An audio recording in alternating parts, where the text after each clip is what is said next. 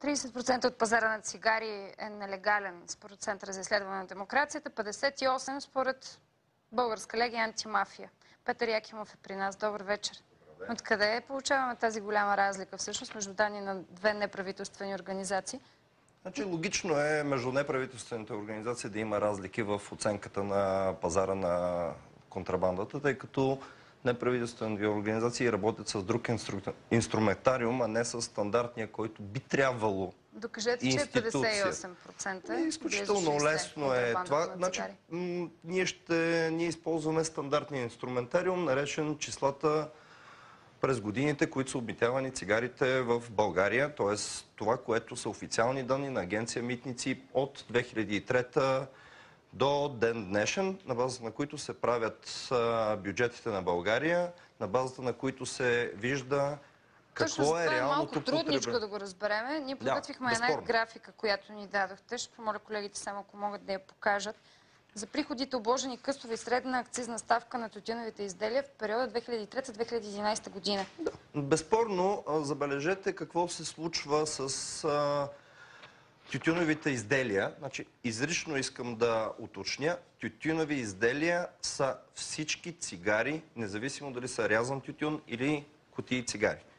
Тоест, нарязани тютюн... уточнението, да продължим към цифрите. Числата са следните. 2003 година при акцизна ставка 22 лева и 80 стотинки на 1000 къса са обмитени 22 милиарда къса.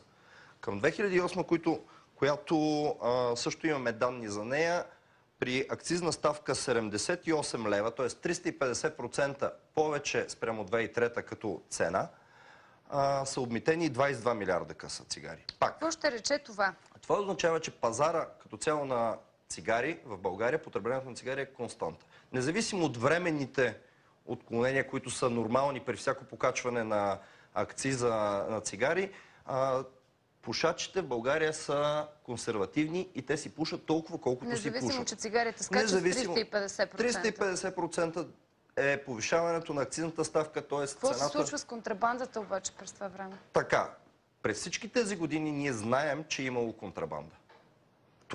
Това никой не може да каже, че в някоя година е нямало контрабанда. И се оказва, че ако добавим и 10, минимално количество 10 до 15% контрабанда, се оказва, че реалният пазар на цигари в България е около 24-25 милиарда къса. Какво се случи 2009, т.е. 2010, което е много важно, което управляващите в момента твърдят, че е много страшно нещо, което се е случило в България. Повиши се акцизната ставка с само 46%, вследствие на което обаче обмитените цигари за 2010 са с 50% по-малко от 2008 година. Тоест, излиза, че България спрямо 2008 ние сме се отказали да пушим. И то сме се отказали драстично. За нас реалният пазар на цигари, т.е. потребените цигари са около 22 милиарда къса. При положение, че в 2010 са обметени 10 милиарда и 800 милиона къса цигари, означава, че 10 милиарда липсват. Тези 10 милиарда не са изчезнали. Те са изпушени, но са изпушени контрабандни цигари. В пари? Нека да говорим в пари. Това е загуба за бюджета. Значи, колко? Милиард и половина. Само от акциз, само за миналата година, милиард и половина, само за миналата година, само от цигари. Само от цигари. Причината? Причината да се разберат институциите. Отговорни за контрабанда на цигари в България са две институции. Агенции и митници и МВР. Би трябвало тяхното взаимодействие да води до борба с контрабандата. Трябва да се разберат кой е виновен. Дали господин Танов, дали господин Цветанов и съответно премиера трябва да вземе отношение по този въпрос. Защото 10 милиарда къса цигари в момента са потребяването на контрабандни цигари. Това са милиард и половина загуби за бюджета. Какво е движението на контрабандата и страната? Кои са основните пътища, през които минават цигарите, за да влязат у нас и съответно да излязат? Значи, това, което... Днес Ваньо Танов каза, че цигарите идват предимно от Юго-Исток. Честно да ви кажа, можем да видим бандероли от всички държави извън Европейски съюз. Сърбия, Молдова, Украйна, Има странни марки цигари, има китайски цигари, така че в момента това, което ние констатираме е, че нашите граници са разграден двор. Разграден двор, който никога не е бил досега. Значи, по времето на лошата тройна коалиция имаше контрабанда на цигари и тя беше доста сериозна. Въпросът е какво се случва в момента. И затова има пряко отговорни хора. Пряко отговорни, тъй като са ръководители на съответни институции. Те трябва да си взаимодействат. Защо контрабандата на цигари измести общественото внимание от контрабандата на наркотици? Трафика на наркотици, то не е контрабанда на наркотици. Трафика на наркотици е доста по-рисков и там се стреля, докато контрабанда на цигари е доста по-безрискова. Имайте предвид, че тези размери на контрабанда, които сме успели да постигнем, грубо 55% от пазара според нас е контрабанден, това не се случва без митничари, гранична полиция, местни шефове на управляваща партия и покровителство от високи нива в правителството. Нека да се вземат мерки, защото Шенген няма да видим по този начин. Независимо какви технически изисквания сме изпълнили за Шенген. Значи, нека да не забравяме, че брюкселци и Европейския съюз наблюдава много внимателно какво се случва по техните външни граници.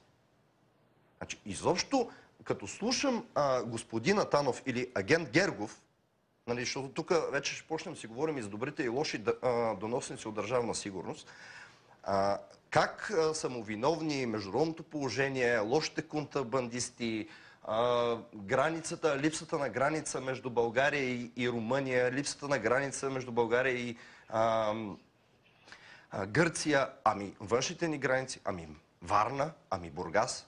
Там кой ни е виновен? Значи, в единия случай имаме проблем на външни граници, в следващия случай имаме проблем на вътрешни граници. Нека да не забравяме, че агенция Митници отговаря и за вътрешните граници. И това се случи от началото на 2010 година. Управление пътни такси и разрешителни е вече към агенция Митници. Това са нашите агенти под прикритие, както заяви тогава господин Танов. Да видим обаче какви са приходите всъщност от акциз и търговия с цигари. За последните 8 месеца имам още една табличка, която можем да покажем. Какви са постъпленията за последните 8 месеца и най-вече за първите 4 на тази година? Да, това е още по-интересна таблица, тъй като добре, да приемем, че миналата година сме имали страшен проблем. Официални, да, това са абсолютно официални числа, които може да ги получи всеки заинтересован от агенция Митници и Министерство на финансите. Те са ни предоставени от вас. Това, което се вижда е следното. Да приемем, че господата не са били подготвени за големия удар на лошите контрабандисти. Тази година, между последното 4 месече на миналата година и под първото 4 месече на тази година, нямаме промяна на акцизната ставка. Но забелязваме, че средномесечния брой обмитени късове рязко спада. Значи, аз искам да попитам, кой ще понесе отговорност за тези неща? Нека само да кажем от колко от спада. Милион и 55 средно обмитени късове на месец. За последните 4 месеца на миналата година. На 774 милиона къса на месец. Кой носи отговорност? Значи, господин премиера, нека да се вземе в ръце и да попита... Както виждате, всеки ден има акции. Това не, оставете ги тези акции. Ето ги числата. Значи, тези акции не е ясно какви са. При такава ситуация, в развити демокрации, при нормални пазарни отношения, има оставки. Оставки на отговорните за съответните институции. Значи, това са МВР, това е агенция Митници. Не може... Защо не може според вас всъщност да се овладее реално пазара? Колко са играчите на този пазар с контрабанда на цигари? Имайте предвид, че контрабандните канали, това е говорено години наред в България. Контрабандните канали са изградени много отдавна и по тях не е важно какво минава. Те са изградени, тъй като това са създадените контакти между гранични полицаи, митничари, свързани лица, полиция и така нататък. Въпросът е на хора. Защо в момента се случва това? Кои са основните фигури в момента, които по ваши данни се занимават с контрабанда на цигари в България? Това, което чуваме И това, което знаем, е, че има новосформирана групировка, наречена бандата на кратунковците. Сега да ви обясня откъде идват кратунковците. Бандата на? Кратунковците. На кратунковците. Имаше едно време, преди 90-та година, едно филмче за едни шимпанзета, които от една страна бяха кратунковците, от другата страна беше Ланс Линк, тайни агенти. Те се играеха на управляващи и бандити. И се ловяха един друг. Значи тези хора, тъй като контрабандните канали се нагласят спрямо управляващите, в момента успяват да покрият Къде действат кратунковците? цялата територия на държавата. Разградения двор България в момента, Е тяхна собственост, така ли? така се оказва. Числата... Или поне контрабандата. Числата доказват това нещо. Значи, само да нагледя за какво става дума. От всяка кутия цигари, прихода, който се разпределя по веригата е 2 лева. Значи, една кутия цигари при закупуване, независимо какви са, дали са от Молдова или някакви фалшиви, около 50 стотинки, това е производствената стойност. Те се продават на българския пазар между 2,50 и 3 лева. Тази разлика се разпределя по веригата. Това не може да се случва. Значи 1000 камиона само за миналото... Всекъде има контрабанда. Трябва да бъдем честни и откровенни. Вярно е, че няма страна, в която няма. Ние сме разграден двор и за това и наши... Значи Австрия, която е... Но има и голяма разлика между данните на вашите организации. Това също трябва да го признаем. Само да обясня защо агенция Митници не дойдоха тук, тъй като днес казаха, че имат много важно събитие. Нито един от тях не може да присъства, но ние ще продължим да ги търсим и се надявам, че утре ще дойдат в студиото. Много ви благодаря за този разговор. Ще го продължим отново.